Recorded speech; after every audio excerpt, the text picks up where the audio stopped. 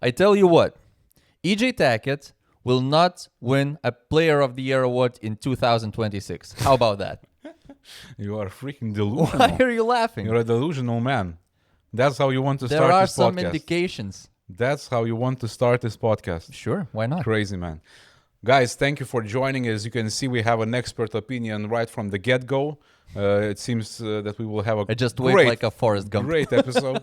PBA season starts in a few weeks, and it's about time to review what we know, what changes, what player moves we have from one brand to another. And of course, we will give you a couple of predictions of ours for Very accurate ones. very accurate ones for the 2026. So without further ado, let's get right into action. Let's roll.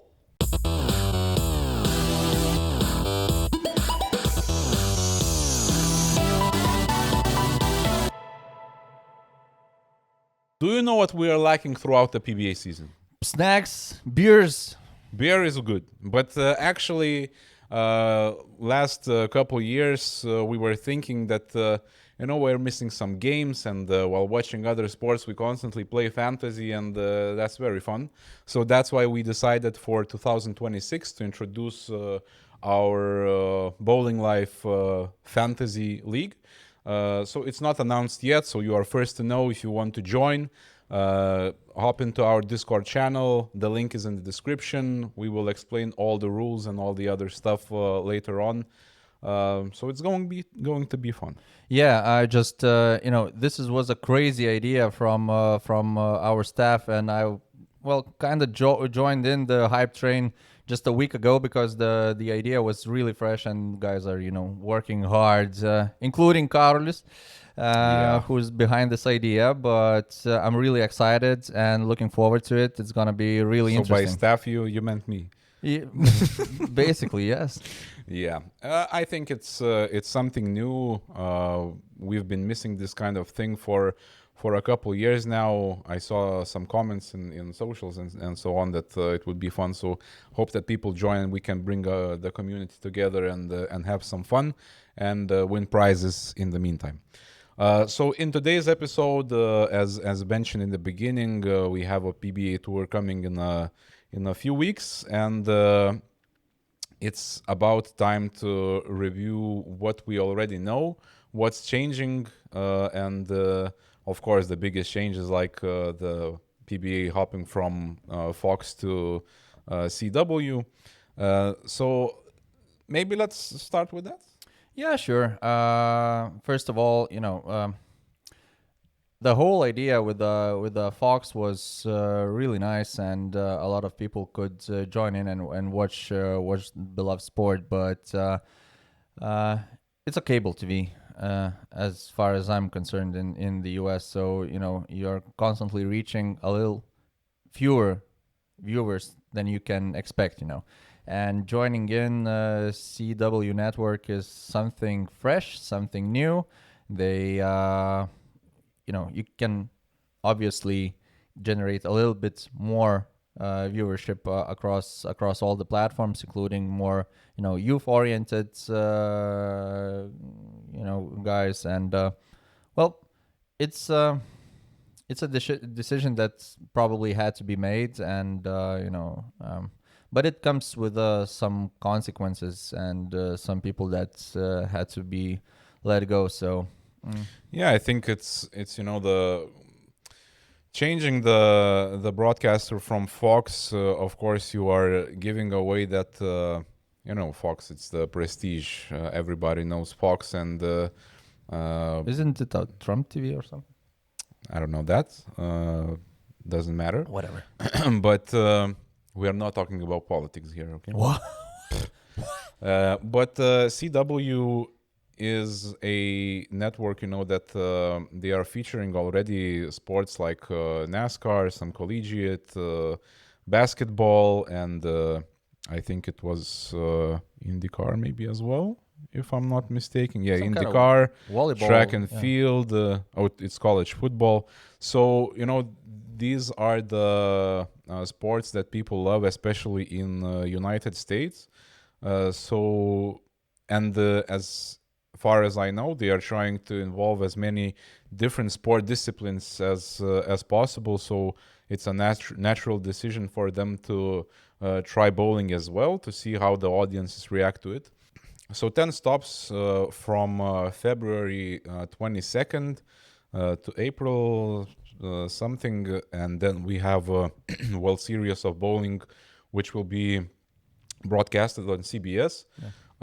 All the TV shows will be on Sundays, 4 p.m. So, clear time slots, consistency. It's, I guess, the only thing that is very interesting to see, because the accessibility part is clear that, with the CW, more people will be able to actually join in the broadcast and watch, and that's a very good thing. Another thing that is still in question is how the broadcast itself will look like, because PBA been with Fox since, if I'm not mistaken, 2019. So that's 6 years. And before it was ESPN, and the quality of the broadcast was definitely admirable. I think it was really good. They already knew what they are doing, and that was really nice to see. So with the CW, the first broadcasts would show us if they can bring the same level of quality as Fox did. I believe that you don't have to wait for the first streaming to see if they are capable of doing that. They've been doing that thing with other sports, so most definitely they have expertise. Yeah, but bowling, it's difficult to compare bowling broadcasts with other sports, because bowling is a very, you need to make it exciting. Yeah, but every sport is different, and every sport is need to be shown from the form of excitement. So if they can make it with other sports, so why can't they do it with bowling? I believe that it's not a question if they can, I don't know, make it or something. It's more of accessibility of everyone that wants to see the show. For instance, the question about the international viewership is still kind of open. Because if you want to see it through the direct broadcaster, if you want to see it from CW network, you kind of have to live in the US. There are options. Or use VPN. Yeah, you can use it VPN. You can change it. You will probably see it. But for those guys who cannot use VPN for some reason, they will have to find another way. If I'm not mistaken, Bowl TV will broadcast. So it's those. the same as last year for international viewers like us. Bowl TV is not the best option. We saw how it works. It's kind of restreaming the tab, which is showing. But at the same time, it's I guess better than nothing. Yeah, sure. And the quality is still better than you would do. There are always not promoting anything, but we all know that these things exist. The illegal restreaming of those platforms. So you could use these options, but that it involves risks and involves even worse quality. While with Bowl TV, you have it's basically a crime. So yeah, you have legal ways on how to do things, and you see the same thing. Maybe yes, the video and audio quality is not as sharp as it could be watching through the official platform, but it's still better than nothing. And I think last season, while there definitely were some hiccups during those broadcasts, we saw that firsthand, as we are those international people who have to use Bowl TV to watch the streams. So sometimes you don't see nothing, sometimes it's stuck, sometimes there are other issues. But at the end of the day, you still are able to watch the most of the streams. So that's good. Yeah, probably. So that's just one of the changes. But as I mentioned before, it comes with some consequences, and I believe that Some of them are gonna be missed, and just talking about the commentators and the Yeah, that's person an interesting topic as uh, well.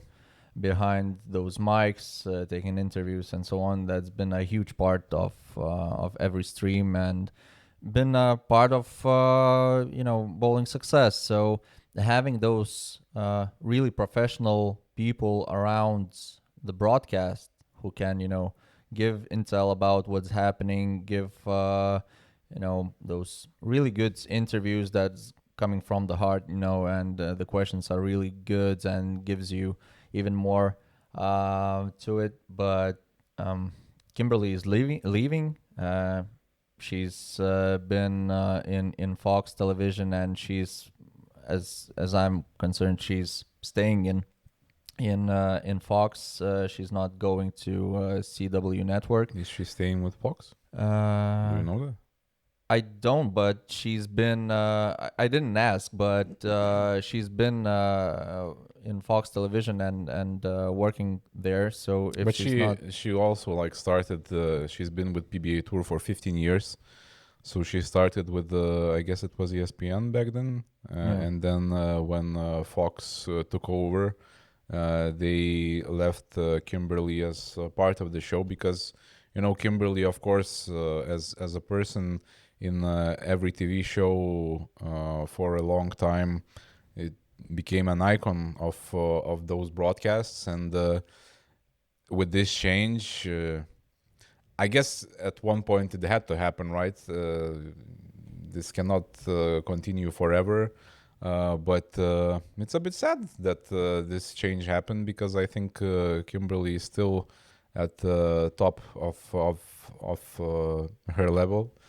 So I'm just wishing her that this change would open even more doors. Maybe other bigger markets, bigger sports will take her on. yeah, We'll see. sure. And Um, what do you think about Rick Allen uh, joining the broadcast team? uh, we kind of listened to some of his comments on NASCAR. He seems like a professional guy, so I think that he's gonna be a good replacement. But we will see how it will look like in bowling because, as you mentioned before, bowling is a little bit different. It's much less, dynamic. There's a lot of stops happening. You have to fill it with words. It's kind of big challenge to be a commentator in bowling, but we'll see. Well, I mean, he's a professional. I guess an expert in that field as well. Looking, I wrote somewhere how many years he's been doing it. Not sure if I can find it now, but he's definitely doing this for quite some time, and he was also a commentator for track, for IndyCar, for college football. Been with CW Sports for quite some time, so I mean his voice is also, I think, pleasant to listen to. It's not annoying. Um, we listened a few snippets of the broadcast that he did, and I quite liked it. I don't know if uh, it will be intriguing to see if he can deliver the excitement, as you said, to bowling. Because you have to be really, Randy was able to do that, after those Was strikes. is Randy leaving? No, I mean until now, for many years that he is the PBA announcer. So he always brings that,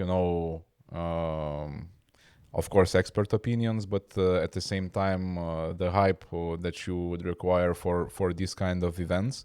Um, will Rick be able to do it? We'll see. It's a hot chair, I believe. Look at we had so many different guys in a commentary booth trying to give their best to give some intel during bowling broadcasts, and you can find a lot of different opinions and so many comments on how bad one or another was, or how annoying they are, or But did how you many. see, like, after Kimberly And announcement, exactly where there were no negative opinions. I'm going. You are kind of parting ways with a person who has no uh you know second opinions. It's just straightforward, a nice person, a professional, very good for the sport, and you just like letting her go. Maybe, maybe we don't know the details. Maybe they did not reach an agreement. I don't know, financial wise, or something. But definitely, it's a hit to the broadcast.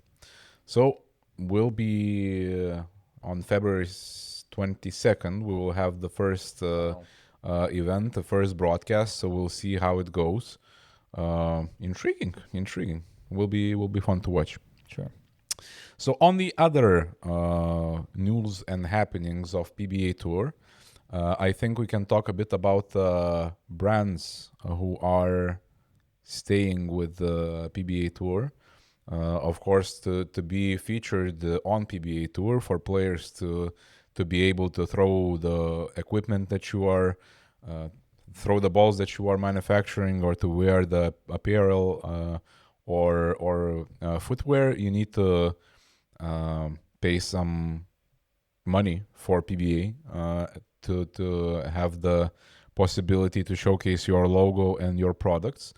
And usually we see most of the brands that we are used to see on PBA Tour, but this time there are some changes. And the biggest change when it comes to ball manufacturers, I think, is the Columbia 300 is not on the list at all. What do you think about that? I cannot say that it's a shocker. It's interesting, but I don't know if anyone just, I don't know, was surprised. When by was it. the last time that you see the a player throwing Columbia 300 bowling ball on a telecast? On telecast? Yeah. Wasn't it during Stormlight Larson Masters? I don't know if Nate's purchase was going with Super CUDA Power Nova, but he's been throwing it during qualification. But I saw some Columbia 300 bowling balls on the lanes recently, but there's not been so much new releases. There's not that many players who are playing with that bowling ball, and since it's so expensive to be on the list of those brand lists on PBA Tour, I believe that B7 just counted numbers and decided that it's not worth it. Yeah, and for other regarding Brunswick Group, so we have DV8, and these bowling balls can be used, but no logos on jerseys. So that's a bit strange. Marketing. That's more strange than Columbia 300, because DV8 is, I believe that they are taking very nice approach on marketing, that they are more focusing on two-handed players. Yeah. All the bowling balls, is supposed to be beneficial more for two-handed bowlers, since the whole market is going to the two-handed bowling. It's a nice approach, but not having logos in PBA Tour, I don't know why that's happening. I believe it's a nice question to ask. It's also like all the financial calculations. I guess they don't see the enough return for it to actually be featured, especially if you think about the players representing the company. Not that many of those players are actually making it to the shows, to the TV shows. So I guess it's, maybe not that worth. You still have the bowling balls on tour, so that's enough of marketing compared to actually for players to wear the shirt with the DV8 logo. Yeah, And the same with the Ebonite. Same thing here for Radical and for Track. All of those brands are the same as DV8. So I guess Brunswick is not expecting Tommy Jones to be on televised finals. they will ask him to wear what Brunswick shirt yeah. or hammer. You know how much does it cost to be on that brand list? I think it was something about around 100,000. No, I saw at least what I saw and what I heard from some guys who are dealing with those things. It's $250,000. crazy money. Maybe for brands it's not that crazy. For me personally, it's crazy money. Either way, I'm not on the brand list, so whatever. Then looking at the other interesting features in the table, for the accessories, bags, and footwear, I think the most interesting one is KR Strikeforce. And this brand is on the list, but KR Strikeforce apparel can be used only on PBA Regional, PBA 50, and PBA Junior competitions. So not on PBA Tour. So AJ Johnson is gonna be in socks. Or maybe he changed brands, no? I didn't see that. Haven't seen that. But yeah, it will be interesting how will this play out if what will he use the rental shoes or something? I guess there is some workaround. Maybe they can use the shoes but just cover the logos with duct tape or something. Sure, why not? I don't think that's how it works. I don't see it working like with those red and blue house shoes. You need to spray paint the shoes for it to be the camera angle, 45 and raising.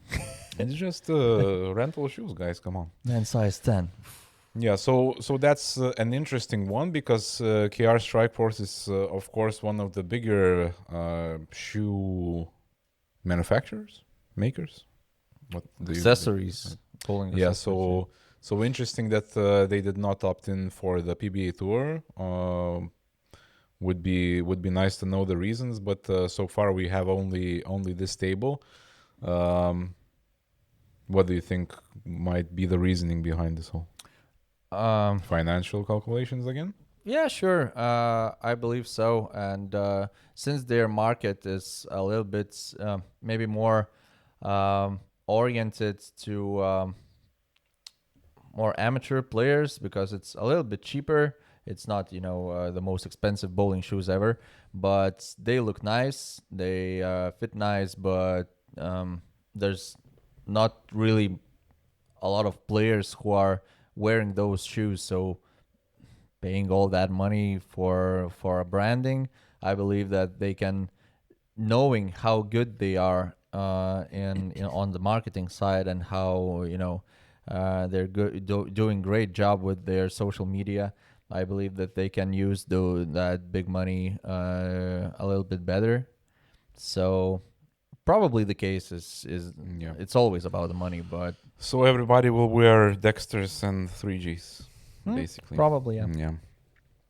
Or shoes with the duct tape, Shoes with duct tape or Nikes, sneakers. sneakers. The new sponsor, New Balance. Would you think Nike would opt in for bowling sponsorships?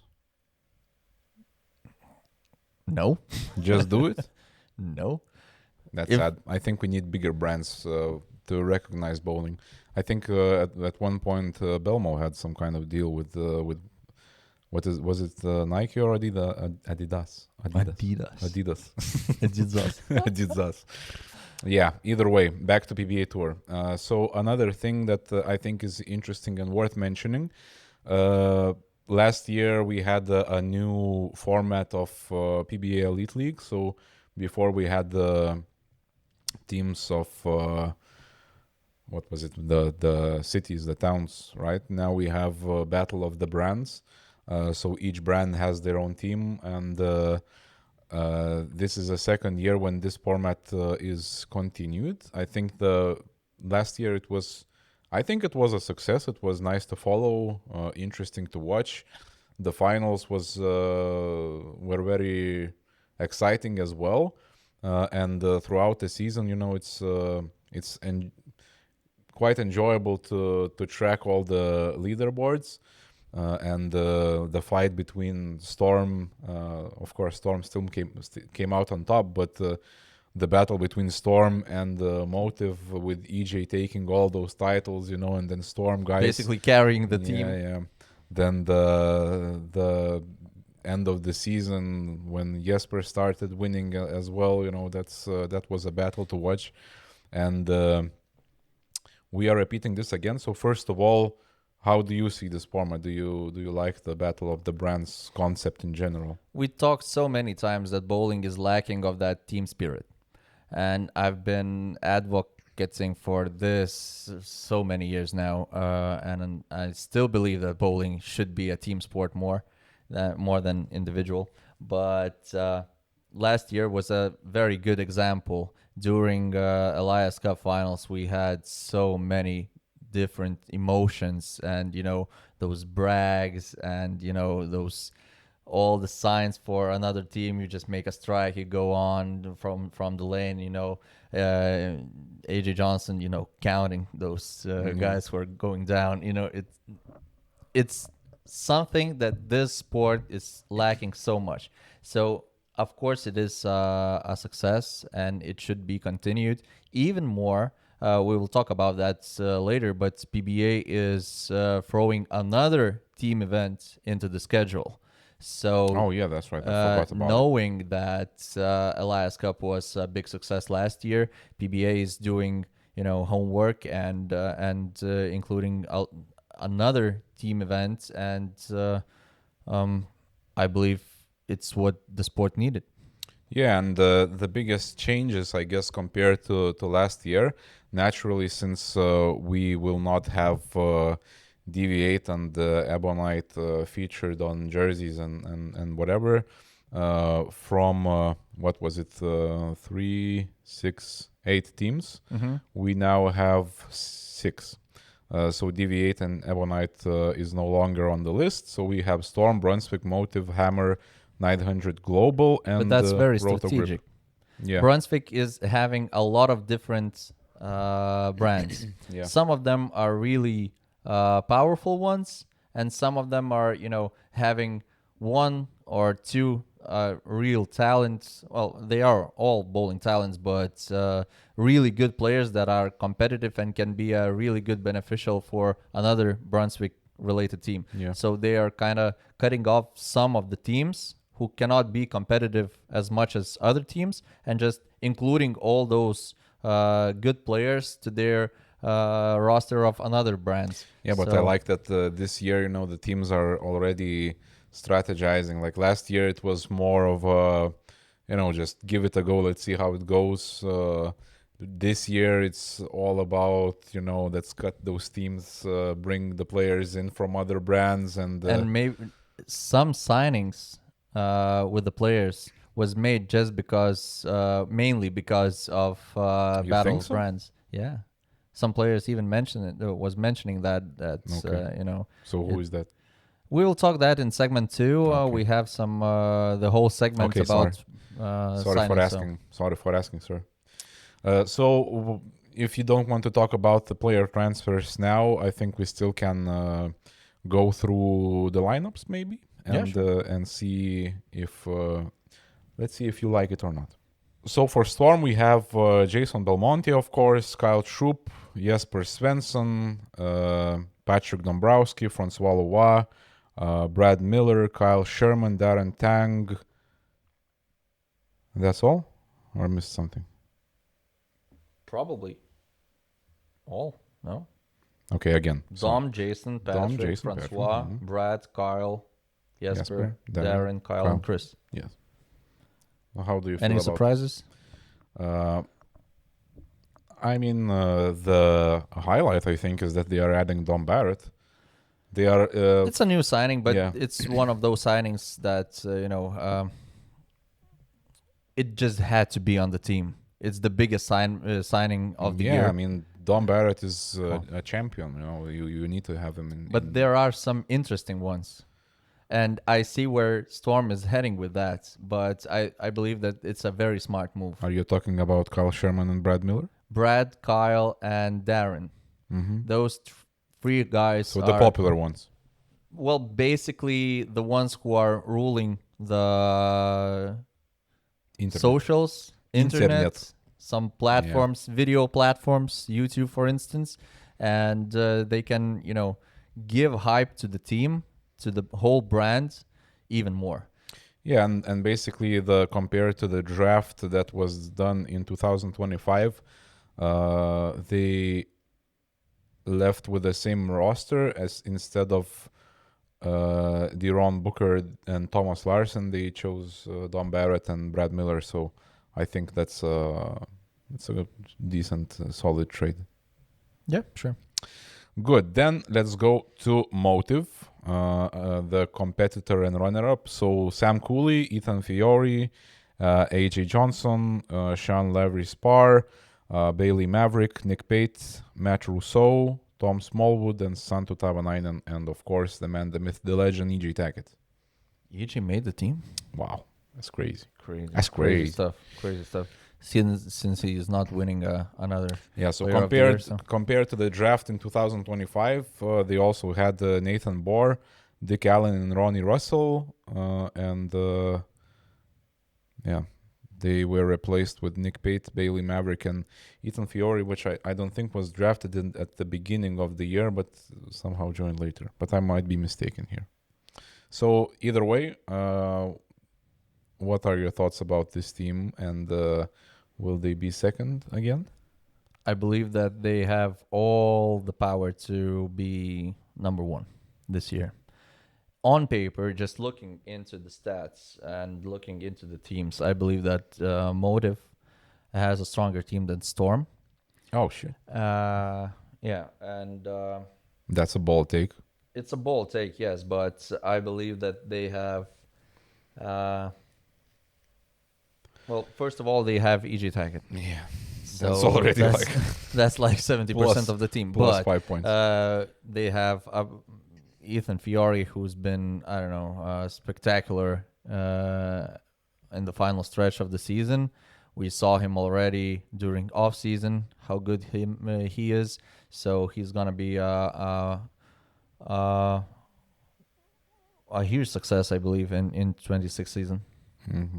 So Yeah, I agree. They have depth. They have experienced guys who are longer on tour. They have player of the year of last year, and they have young guys who are definitely who can kick some butts.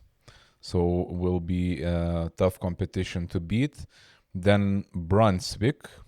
So for Brunswick, we have Graham Fa, Tim Foy Jr., Packy, Tommy Jones, Matt Ogle, Jake Peters, Matt Sanders, Jason Sterner, Nate Stubler, and Kevin Williams.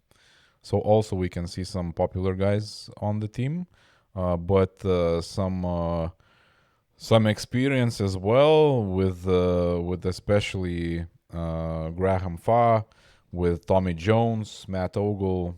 So will be a strong team for sure. yeah, and here you have Tommy Jones, who's leaving Ammonites because the team is Yeah, not that's formed, true. and That's true. just adding up to the team Brunswick and Brunswick. since Brunswick, and since Tommy Jones was well, he's like glue.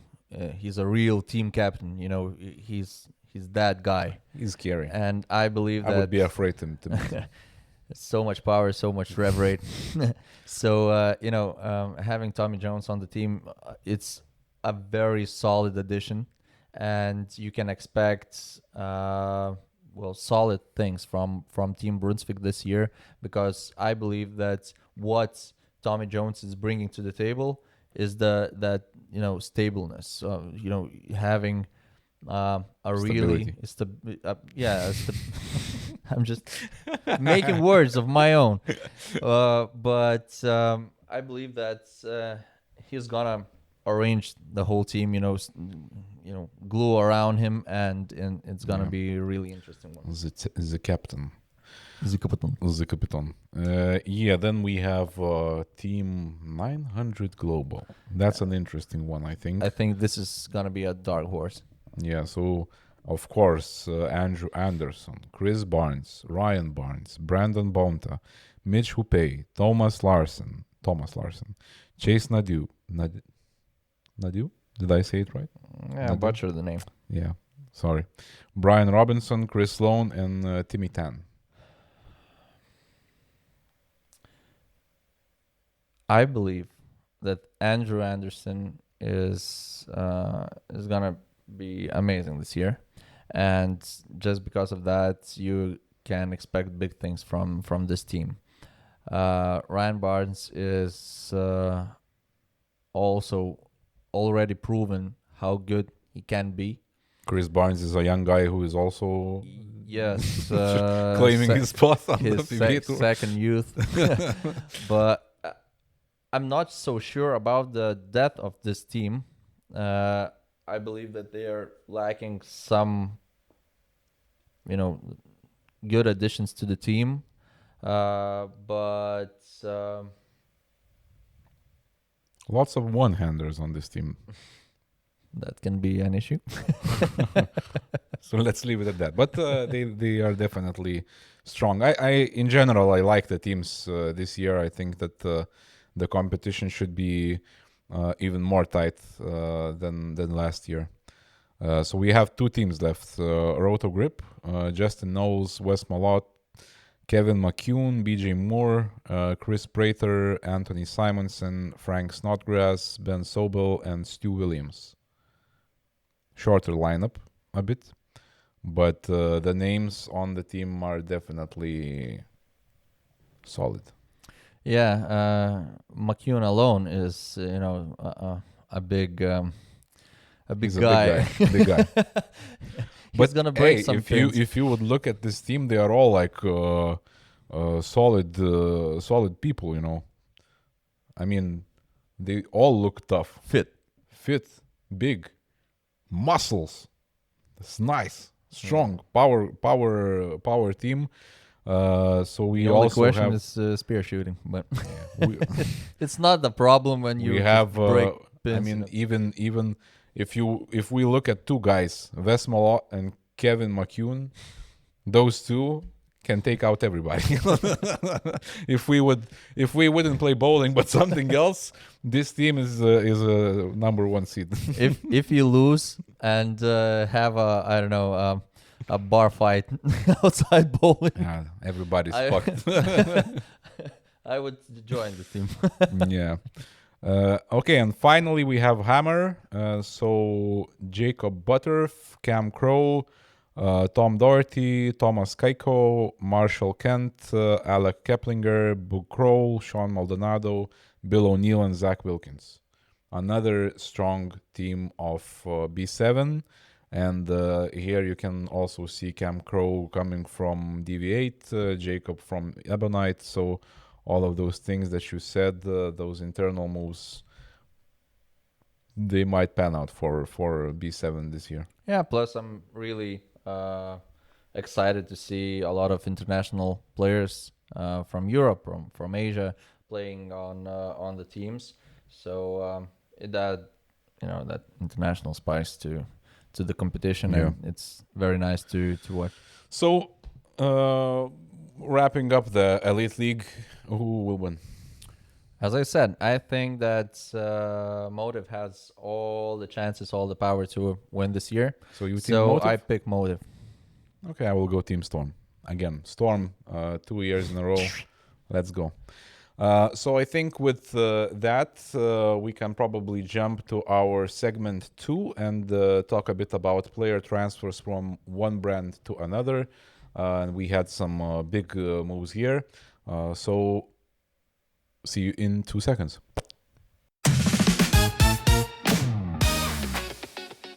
You know what's always exciting to see in sports in general during off season? It's all those signings, new Yeah. deals, That's some rebrandings, drama, some yeah, drama. yeah. Mhm. So bowling is not exception. We have different bowling brands, and we have a lot of different players who are, moving from one brand to another. And this year was no exception. Actually, it all started during the season when Sean Rash was, Oh, yes. in between of changing or not changing, and having everybody on the edge. Whether, Speculating. yeah, is Sean Rash removed from the. the 900 global lineup for Battle of Yeah. Brands. Oh my God, what is going on? So it all started during the season.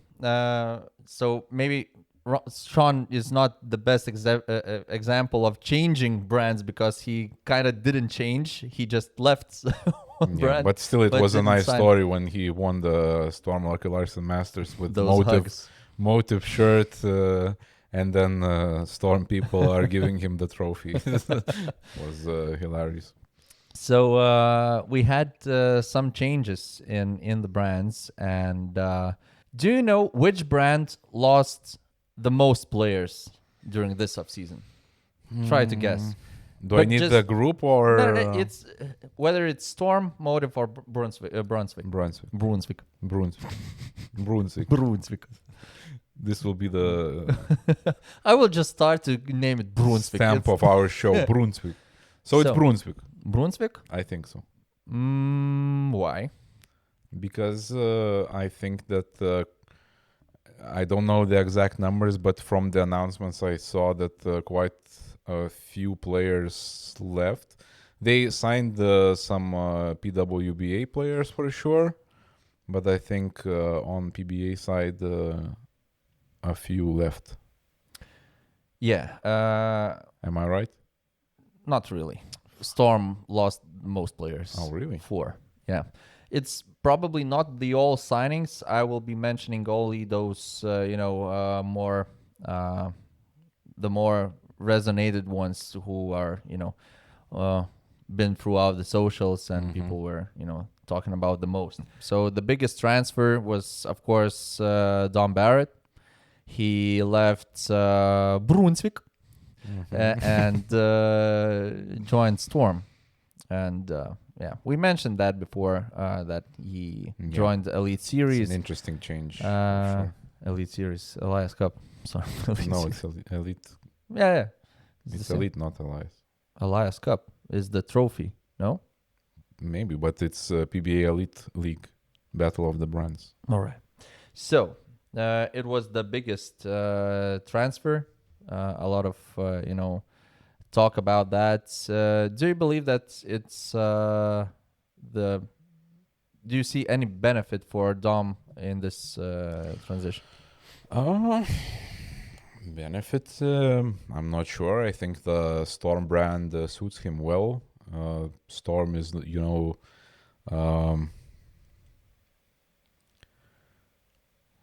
don't want to say any incorrect statements or things that It's a I safe might space. get into trouble. It's your for. chair. You can. But in general, I think he participates when it comes to Europe in those Storm events, and it always suits him very well. In the recent Ballmaster Open, he was already with the Storm shirt, and I can tell you, it looks the Storm logo looks good on him. So yeah, both brands, both Brunswick and Storm, they are really strong. They have an arsenal of choice that is, there are staple balls. So if he feels that Storm is better for him, I mean, it's a decision that he made. And plus, he was in Storm before, so it's like you are coming back home. Yeah, but he's not the only Englishman who left some brand. And Who else? Oh, it's Tees, right? yeah, Richie made exact opposite transfer. He left Storm and joined Brunswick. So maybe they made a deal, but it was the you give us one Englishman and we give you You another just one. cannot, yeah, you just cannot be left without an Englishman Yeah, on you your have team. to have those. But he suited so well for Brunswick. He's been throwing those purple hammers all Yeah. around. He And and Ben Robinson from UK doing lots of content together, and urethane purple hammer is the topic, go-to topic. Let's see. yeah, it's nice to see those guys putting some grit on the bowling balls. And I wasn't expecting to see Richie with a 180 grit Abralon pad just shaving that bowling ball. Yeah. That's a transfer that makes sense for sure. Also, there have been some changes on PWBA Tour as well. So Stephanie Johnson was the first who announced that she's going from Rotogrip, who's been her brand for a lot of years now, and she's joining Brunswick again. It's been a brand that she represented before during the early stages of her career, so she's kind of getting back to Brunswick, and she's gonna be joining the team of that brand this season. And we also have Stephanie Zavala. It was also a big transfer because she was also in Storm Products. She was representing 900 Global. She even won 6 titles with that brand, including 1 major. So it's been a part of huge success of her career, and now she's going for Hammer. So Good signings. Those are good signings for sure. Nice ones. Also, following Stephanie was Rocky Restrepo. She's joining Hammer as well, and she's leaving Rotogrip. She's been more than a decade with Storm, and now she's transferring to Hammer. So it wasn't any kind of easy decision for her.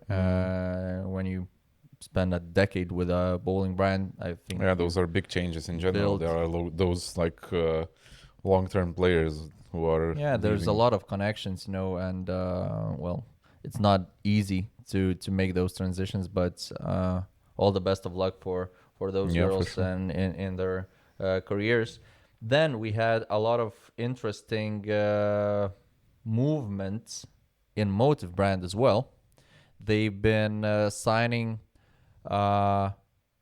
players who are not that big of a name yet, but they have a lot of experience already, and they have a lot of huge potential to be really solid players, maybe even winning players in upcoming seasons. So we have 3 guys: Nate Purchase, Trevor Roberts, and Nick Pate. And all of them are joining Motiv for Battle of Brands. And for some of these players, for instance, Trevor and Nick was mentioning that it was a huge part of the deal, the possibility to be in the team for Battle of Brands. Where they transferred from? What brand were they So before? Nick was leaving Brunswick. Nate was leaving Brunswick, but DV8. So DV8's team is out of the table. So we don't have that in Battle of Brands. So and Trevor is as well leaving Brunswick. So if we look at the Brunswick team now for the upcoming Battle of Brands, I believe that they wouldn't get a part in that team. Probably. I'm not sure, but just looking at the names of the team right now, I believe that these players are on the edge of either making the team or not, and you're never sure. And I believe that, as they mentioned, it's a huge honor to be in representative team for the brand, and being in that team it's a huge step in their careers. And well, you're not usually making TV finals so you're not usually on TV, and having a chance to be in at least in team event, showing yourself on TV, it's important for them, and it's important for the brand as well. Yeah. So that's basically 8 huge movements in. Yeah, I think there were like off-season. plenty of other movements that were not that did not receive that much publicity as those, but definitely player market and between brands, it's shifting constantly. So will be nice to see those, especially when it comes to battle of the brands. I think these changes are very nice, and yeah, the more competitive each brand is, the better, for us, for the players, and for the general competition for PBA. It's very cool. Yeah, and just how battle of brands are reshaping how the PBA Tour itself is followed. It's a huge step forward. Yeah. For instance, never. Well, you cannot say never, but all those transfers in the recent years wasn't that big of a story, to follow, because well, you're just changing balls, whatever, it's fine.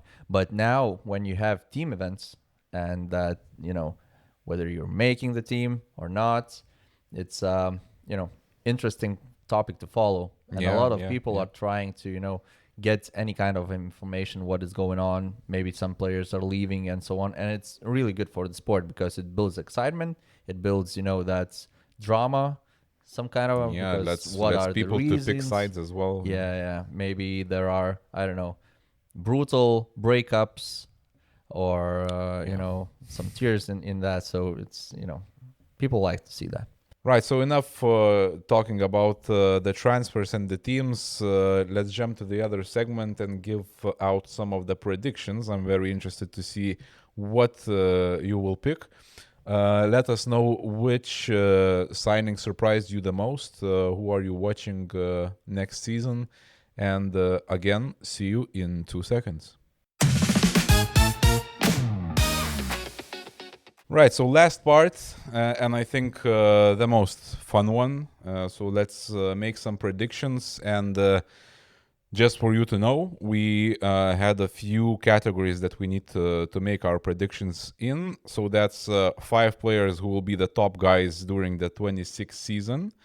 Then 1 player who will have a breakthrough season this year, who will become player of the year, and finally, player who will win their first title. Ever.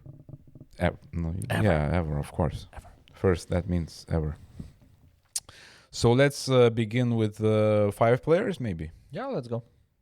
Do you want to start, or let's go one after another? Let's go one after another and see how many we have the same.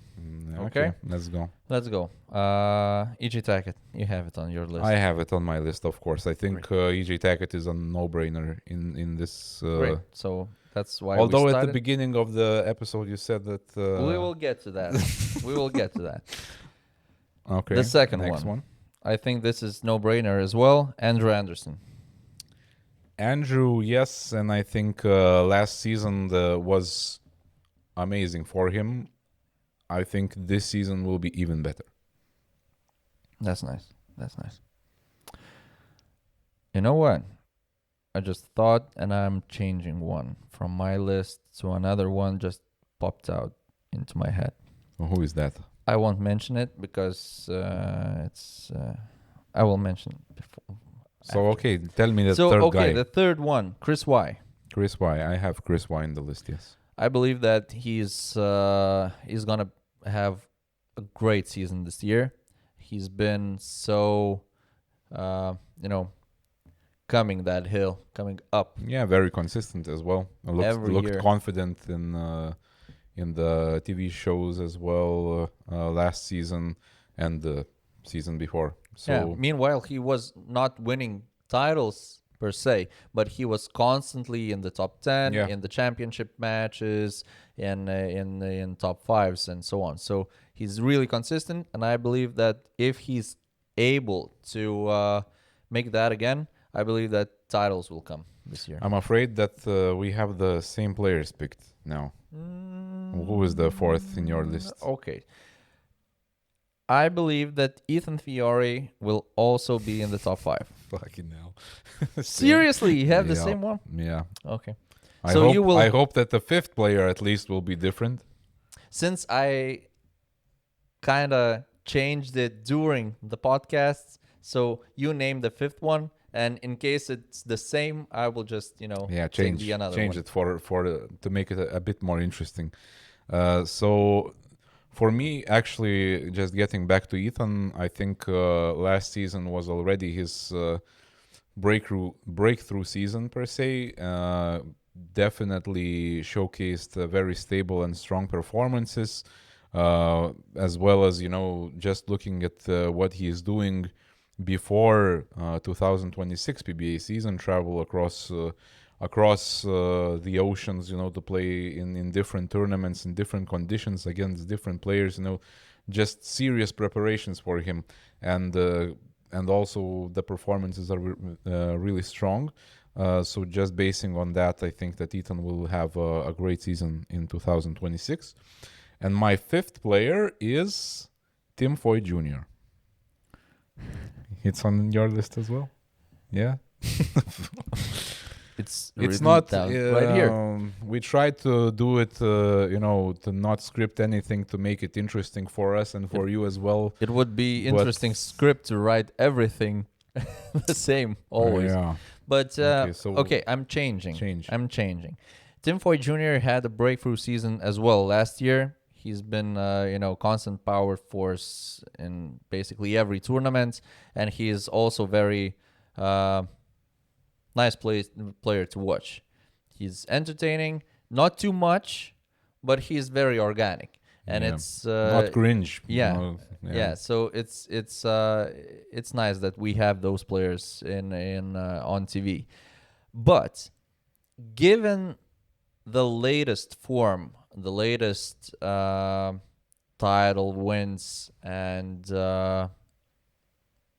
basically the tournaments here in Europe as well, I'm picking Jesper Svensson. Okay, I was thinking about Jesper as well. He's always around that top 5, but last year he finished with 2 PBA Tour titles, including 1 major, right? Mhm. And now he had a great run in Brunswick Ballmaster Open.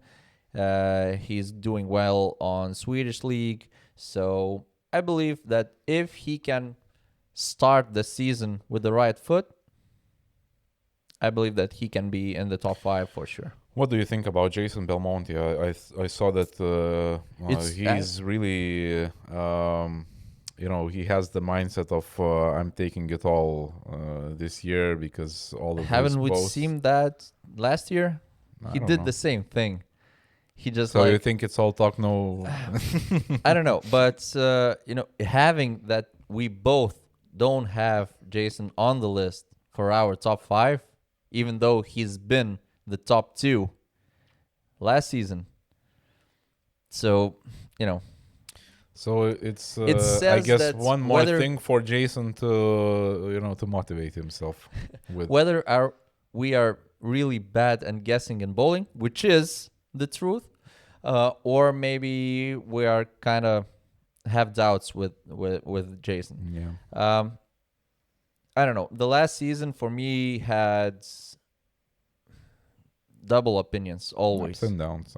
Yeah, he's been quite good, but not that good to win titles. He only took the title. Well, it's crazy to say that he only took 1 title, but He has different when standards. you have for him. when you're talking about Jason Belmonte, you just have a different standards, as you said, So winning only doubles last year, he's been in the same narrative saying that, I'm just closing myself in the gym and now I'll come back like really strong, blah, blah, and I will win titles. That's not his timbre. And not the accent as well. but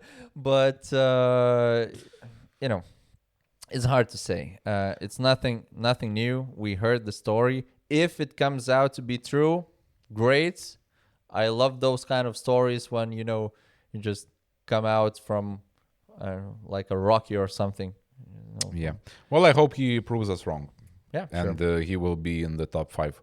Also, here are two of the guys that we didn't mention. So Kyle Troop, also very consistent last year.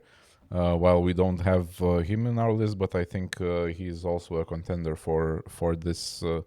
I don't know if top 5, but he will be up there. I think last season he didn't make the shows. Did he make any shows? I don't remember. I don't remember him being on the show, but still, maybe he was, but not a lot of them. But still, he was constantly in top 15, so that's already a huge achievement, and I think he can do even better this year. We'll see if he can make the top 5. So let's move on. Breakthrough of the season. What do you have here? I already mentioned this guy, and he's even on the screen. No, it's not Ethan, because he had a breakthrough season last year. So picking him for the second year would be, So who did you mention? I took the guy close to him right there. Nate? Nick, yeah. Did you mention him? Yeah, he was. I mentioned him in transfers. From transfers, okay. Yeah. So yeah. Nate my is, point here solid. is he been on TV show in Sweden. He lost Gathering to, experience. Yeah, he lost to Sean in the semis, but he's been consistent. He just had a one mispair. Yeah, and I saw on his socials as well that he's working hard to be ready for 2026, hitting the gym a lot, working on himself. So he can definitely show something in 2026. Yeah, he's leaving Brunswick. He's leaving DV8 for Motiv.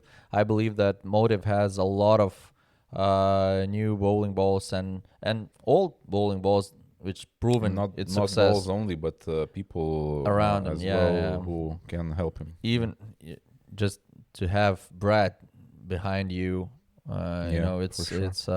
it's nice. But I believe that he has all the potential to have a breakthrough season. I'm not so sure about the PBA Tour titles. If he does, congratulations, it's amazing. But I think that he has all the power and all the cards in his deck to be consistent and to have just fun and a really good season. Yeah, I picked Cam Crow. Cam, I don't remember exactly what spot he took in US trials, but he was up there. He made the team, so that's already a great start of the year. And last year, I think he had some solid performances as well. And he's also on the team for the Battle of the Brands. And it's about time for him to get on the shows to maybe even contend for the title. So cheering for him. I think he's a great guy, and my pick is him. Great. Good. Yeah, it's a solid pick. Agree? It's a solid pick. Agree? Yeah. Good. I agree with you. You agree with me. Let's go with who will become player of the year. Easy Tackett? It's your pick? No. Really? No. So what's the buzz then? Andrew Anderson. Really? I have the same one. I actually wrote down 2 names just because you might pick one of mine, so I would have another one. It's fine. I'm going for Andrew. As I said, I think that last season was already, he was on the rise. He was competing constantly in finals, taking titles, and I think that this season is might be even like the peak for him where he can just rack a few of those titles for himself. So my bet would be on him. But of course, as a second option, I have EG Tackett. I mean, It's whether this one or that one. Yeah. I believe last season we had a situation when he's winning a title and saying that at least now I have one for myself, showing that he's not been that of confident with his own performances, but having the season that he had last year and all those titles, those championship matches, cash outs and so on, I believe that it builds a player with a huge confidence in himself, who also had a great showing how to build yourself as a good bowler. All that's the things that he do and how he approaches bowling and constantly competing not only in the US but also here in Europe, taking challenges in Swedish league as well, and stacking up the experience to be the best he's version doing the of right himself. thing. He's and doing interesting the right thing. that I think last season was very strong for him, and then interesting that it comes after he joined the 900 Global from Motiv. But maybe that's also a good thing, because if both guys from Motiv would constantly be in TV finals, maybe that would be not that interesting. But now you have again, not for a Motiv fan. I mean, yeah, but it just creates even more competitiveness around this. So that's good. Right. So let's jump to the last. But why didn't you pick EG Taggett? Because I believe in Andrew. All right, but Simple. we have a player who's been constantly good for 3 years. Yeah, but you cannot be just claiming titles in the middle of the season. You that has already to know end who will somewhere. win. I mean, you think cannot. it ends in 26? Belmo also was dominating for many years, and he's now also on the back foot and trying to get back. We had the Simo era. We had all of those players who come in and start dominating. And while EJ is still a strong pick and I think a contender for Player of the Year, Andrew was giving it to him last year, and I think that this year might be a beginning of Andrew's era. Good. All right. Good. So now a player who will win their first title. I will let you go first because I again have two names. So I will go with another one. All right. It's Nick Pate. Oh, shit. So I have two players who are not the same guy.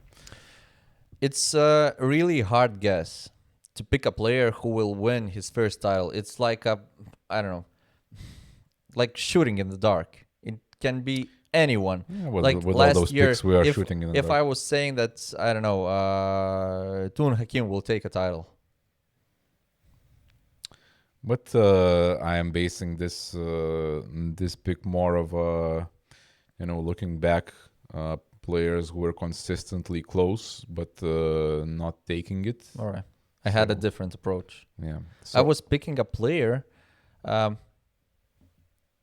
You know how good players can become when they are playing in the familiar arenas? Sure. For instance, players from Texas tend to perform better in tournaments that are happening in Texas. So this time, I just took a glimpse where the WSOB is happening. So it's happening in Minnesota. So I was looking for a player who's around that area. And one name just That's an interesting approach. came approach. Yeah. I picked just a bit differently, looking at the performances of the players last year. And first in my list is Tim Foy Jr.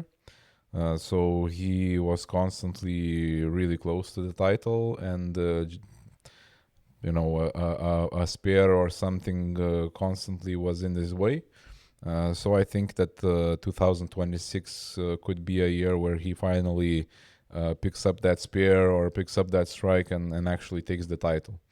And my second pick was Ryan Barnes, who is also showing signs that it's finally time for him to take one for himself. He was in TV shows last year, competing against Ethan as well, and he was he is getting closer. So I think in one of the tournaments he might actually take it. So my first pick would be Tim, but if I need to pick two, I would go with Ryan here. All right, solid picks. It's Yeah, when these you are- think about the first titles, and probably your two guys are coming to the head first because they're been constantly on, in the stepladder finals and had a real chance of winning. Yeah. So you just try to be smart and be different. Not, yeah, just outsmart myself Yeah. actually. But I don't know if there is a place to win a first PBA Tour title sure. and you have the biggest chance of winning it, it's WSOB because you have so many different tournaments happening all at once. So I'm just taking a shot here. Yeah, for sure. And I mean, Nick is definitely a strong contender every time. So that's a pick that I can get behind as well. So now to wrap these predictions up, I also asked ChatGPT, the famous predictor who can understand the future better. I gave him statistics from 2024 and 2025, just so he could spot any trends and things, and asked him who will have the best season and what he is predicting for 2026. So his predictions were that one player who will actually become, I guess when we are talking about top 5, right? So who will be close to it is David Book-Kroll. So he said that ChatGPT said that he's always been there, and he slowly improved the catch rate. He had better conversion weeks, and just was more steady in general. So 2026 might be the year for David Kroll. Then obviously Ethan Fiori. But what he wrote was interesting. Prediction number 2: Ethan Fiori is either a star or disappears. So that's his prediction. So basically,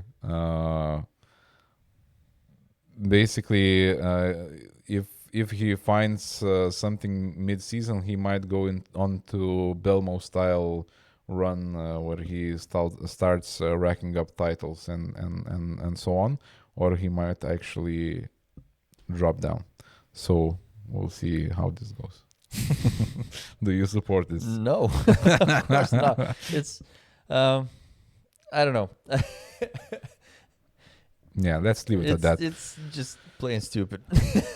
No, I mean, if you think about it, he might actually become like a superstar and take those titles. I'm not sure about the second part of him disappearing, but Yeah, I believe that he's already building himself as a star.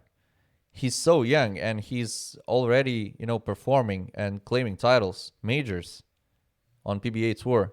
And we just mentioned that he's gonna have he had a breakthrough season already, and he's one of those contenders for titles and even maybe Player of the Year award, which would be surprising, but not at all. I don't know, a miracle or something.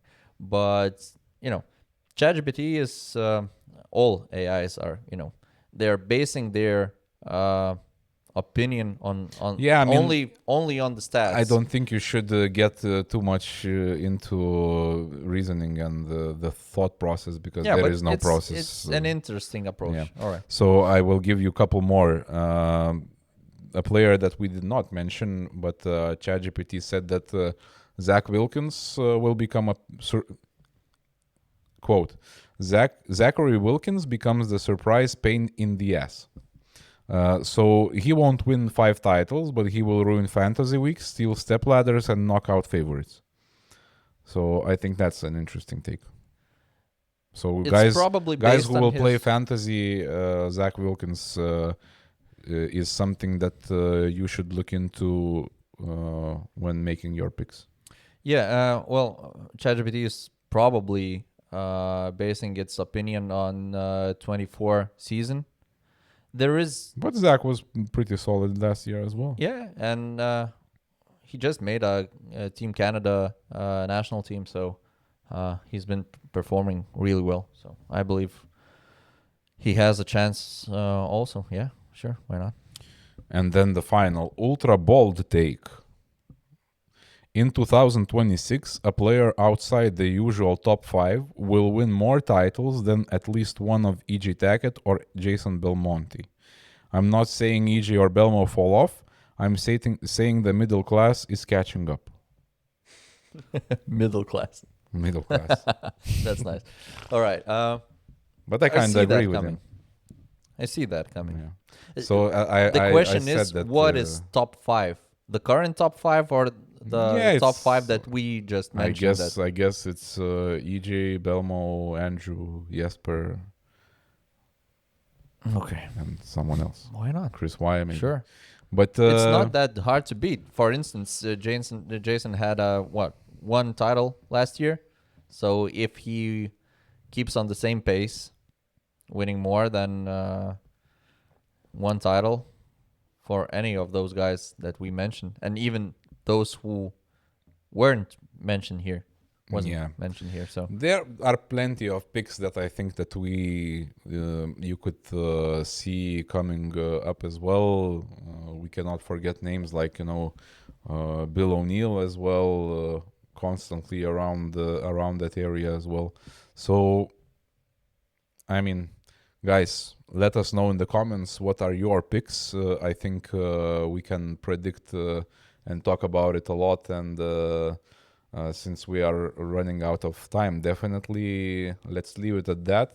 Let's discuss in the comments, and let us know in general, what do you think about the upcoming season? What were the most surprising things during the preseason, and yeah, what do you expect from CW Networks? That's an interesting topic as well. yeah, and don't forget to drop by in our Discords and follow up the news about the upcoming fantasy season.